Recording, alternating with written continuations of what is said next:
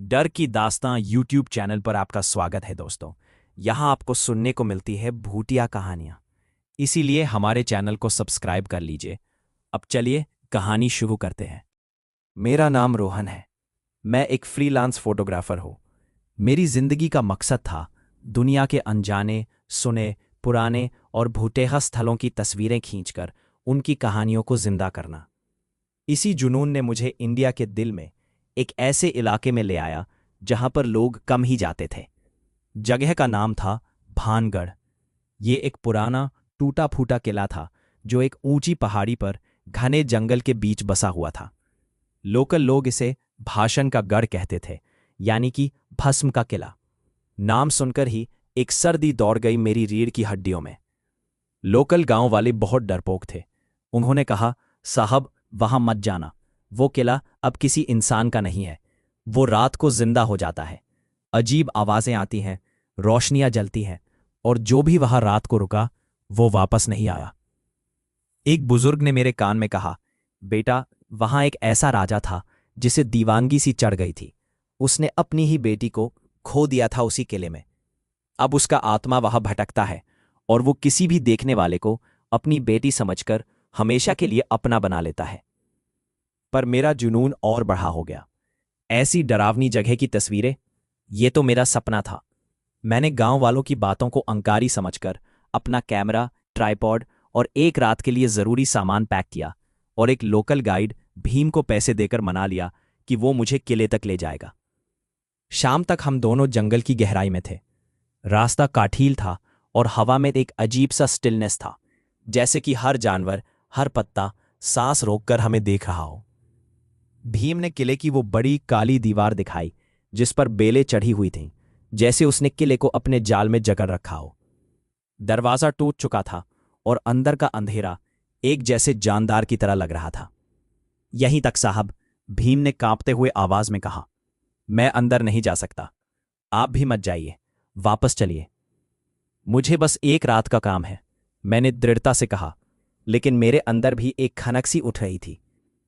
मैंने उसे पैसे दिए और वो जल्दी से वापस मुड़ गया, जैसे कि उसकी जान खतरे में हो। मैं अंदर दरवाजे से गुजरा। अंदर एक बड़ा सा आंगन था जहां पर जंगल घुसाया था। हवा में एक अजीब गीली मिट्टी और सड़ी हुई खुशबू थी। मैंने अपना बेस कैंप बनाने का सोचा। मैंने एक कमरा ढूंढा जो शायद कभी राजा के दरोगा का होगा। वहां की दीवारों पर अजीब अजीब नक्काशियां थीं जो अब ढीली पड़ चुकी थीं। एक कोने में मैंने अपना स्लीपिंग बैग बिछाया, कैमरा सेट किया और थोड़ा खाना खाया। सूरज ढलने लगा था और अंधेरा गहरा होता जा रहा था। जब अंधेरा पूरा छा गया तब मैंने अपना टॉर्च जलाया। तस्वीरों का टाइम था। मैंने अपना कैमरा उठाया और किले के अंदर घुसने लगा।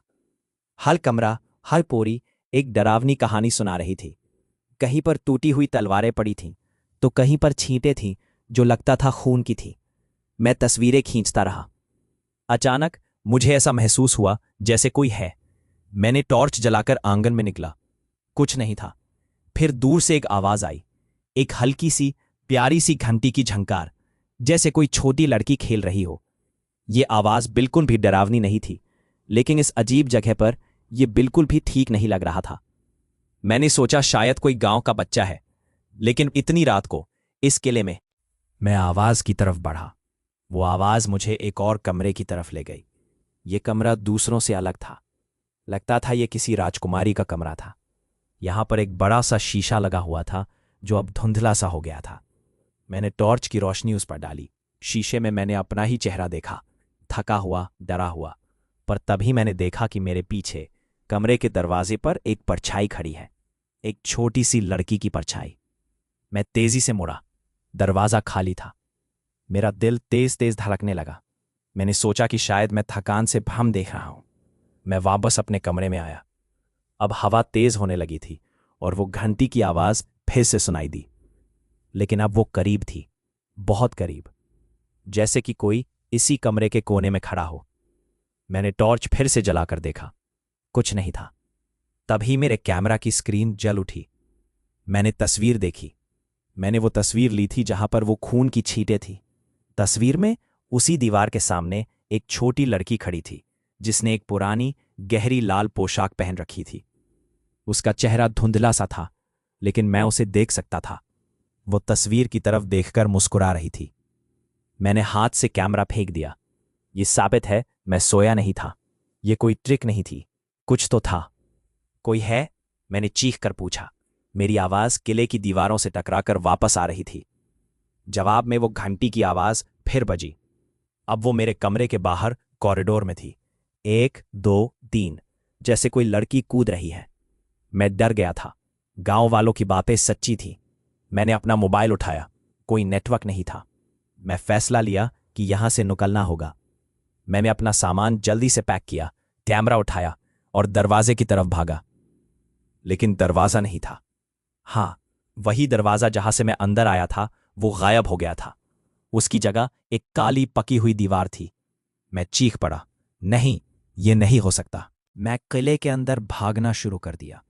हर रास्ता, हर सीढ़ी, लेकिन हर जगह बंद दीवारें या टूटी हुई खिड़कियां थीं जो 100 फीट नीचे जंगल को दिखा रही थीं।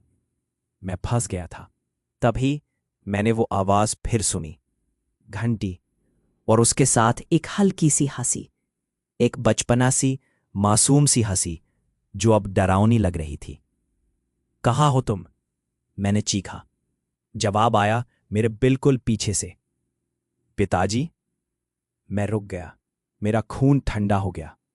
मैं धीरे से मुड़ा। कॉरिडोर के एंड में एक छोटी लड़की खड़ी थी। उसने वही लाल पोशाक पहनी हुई थी जो तस्वीर में थी। उसका चेहरा अब साफ दिख रहा था। वो खूबसूरत थी, लेकिन उसकी आंखें बिल्कुल काली थीं, जैसे अंधेरे का समंदर। उसके होंठों पर एक मुस्कुराहट थी जो बिल्कुल भी खुश नहीं लग रही थी। मैं आपको ढूंढ रही थी पिताजी, उसने कहा। उसका आवाज हवा में घुल रहा था। आपने मुझे अकेला छोड़ दिया, इतनी देर कर दी। मैं तुम्हारा बाप नहीं हूं, मैंने कांपते हुए होठों से कहा। हर कोई ऐसा ही कहता है, उसने कहा, और उसका चेहरा एक पल के लिए बिगड़ गया। आंखें और भी गहरी हो गईं। लेकिन आप यहां हमेशा के लिए रहेंगे, जैसे मैं हूं, जैसे सब हैं। उसने अपना हाथ बढ़ाया। मैंने पीछे हटने की कोशिश की, लेकिन मेरी टांगें पत्थर की हो गई थीं। मैं कुछ बोल नहीं पा रहा था।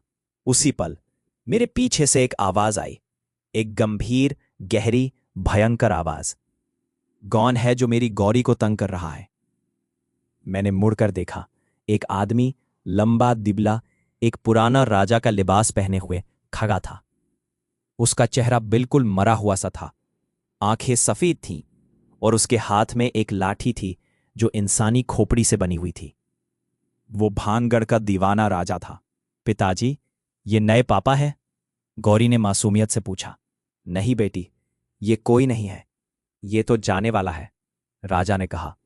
उसकी आंखें मेरे अंदर घुस रही थीं। लेकिन मैं अकेली हूं पिताजी, गौरी ने कहा। उसका आवाज अब रोने जैसा हो गया था। मैं खेलना चाहती हूं, सब चले जाते हैं, ये ना जाए। राजा ने अपनी बेटी की तरफ देखा और फिर मुझे देखा। उसकी आंखों में एक अजीब प्यार और दीवानगी थी। ठीक है गौरी, तुम इसे अपना लो, वो तुम्हारे साथ यहां हमेशा रहेगा। धन्यवाद पिताजी, गौरी खुश हो गई, और फिर उसकी आंखें मुझे देखकर कत्ल हो गईं। मैंने भागना शुरू किया। मैं किसी तरह से सीढ़ियों से ऊपर भागा, एक टावर में। वो हंसी मेरे पीछे आ रही थी और राजा के कदमों की आवाज। मैं एक आखिरी कमरे में जा पहुंचा। वहां से कोई रास्ता नहीं था। एक खिड़की थी, लेकिन वो 100 फीट नीचे थी। मैंने पीछे मुड़कर देखा। गौरी कॉरिडोर से अंदर आ रही थी। उसकी आंखें चमक रही थी। कहाँ जा रहे हैं आप? उसने पूछा। खेल तो अब शुरू हुआ है। मैंने अपना कैमरा उठाया, आखिरी होप के तौर पर। मैंने उसकी तस्वीर खींची। फ्लैश ने पूरे कमरे को रोशन कर दिया। गौरी ने एक चीख मारी। मेरी तस्वीर मत लो, पिताजी ने कहा है, मेरी तस्वीर लेने वाले हमेशा के लिए सो जाते हैं। उसका चेहरा बिल्कुल बिगड़ गया। वो अब एक बच्ची नहीं, एक राक्षसी लग रही थी। वो मेरे ऊपर कूदी। मैंने अपना हाथ उठाया, लेकिन वो हवा में से गुजरकर मेरे गर्दन पर पड़ी। उसके हाथ बिल्कुल बर्फ जैसे ठंडे थे। मैंने एक तेज झटका महसूस किया, जैसे कि कोई मेरी जान को खींच रहा हो। मैं नीचे गिर गया। आखिरी चीज जो मैंने सुनी वो थी गौरी की हंसी, मेरे कान के बिल्कुल पास।